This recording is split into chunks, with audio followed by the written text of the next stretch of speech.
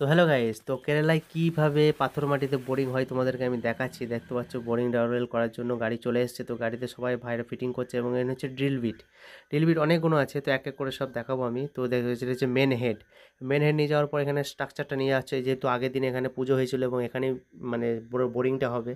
তো দেখতে পাচ্ছ মেশিনটা কিন্তু এক এক করে অ্যাসেম্বল হচ্ছে, সব পার্টগুলো এক এক করে অ্যাসেম্বল করার পর ফিটিং হচ্ছে। তো পুরো হাইড্রোলিক প্রেসার মেশিন। তো মেশিন স্টার্ট হয়ে গেছে। দেখতে পাচ্ছ এটা হচ্ছে ফার্স্ট ড্রিল বিট। এটা হচ্ছে নরম মাটিটাকে শুধু কেটে ফেলবে। তো দেখো ভিডিওটা, আশা করি তোমাদেরকে ভালো লাগবে, তুমি দেখতে থাকো ভিডিওটা। তো দেখতে পাচ্ছ মাটিটাকে কেটে নেওয়া হলো এবং এরপর এখানে একটা কাপ বসানো হবে আর কি। তো দেখতে পাচ্ছ মাটিটা উঠে নেওয়ার পর এখানে একটা কাপ বসানো হবে। তো কাপ বসিয়ে দেওয়া হলো। এরপর কিন্তু ড্রিল বিট চেঞ্জ হবে। তো দেখতে পাচ্ছ ড্রিল করছে, ড্রিল বিট চেঞ্জ হয়ে গেছে, ড্রিল বিট করছে। দেখো এখানে সব কিন্তু অটোমেটিক। দেখতে পাচ্ছ নিজে থেকেই অটোমেটিক খুলে যাচ্ছে, অটোমেটিক লেগে যাচ্ছে। তো লাল মাটিটা কাটার জন্য 10-12টা ড্রিল বিট লাগলো। এরপর মেন হেড বসানো হচ্ছে। দেখতে পাচ্ছ এটা হচ্ছে মেন হেড। এটা কিন্তু এবার শক্ত মাটিটা কাটবে আর কি। তো দেখতে পাচ্ছ লাল মাটি বেরিয়ে গেছে, শক্ত মাটি কাটতে শুরু করে দিয়েছে এবং জলও বেরোচ্ছে। জল কিন্তু মানে বাইরে থেকে ঢোকানো হচ্ছে, তারপর বেরোচ্ছে।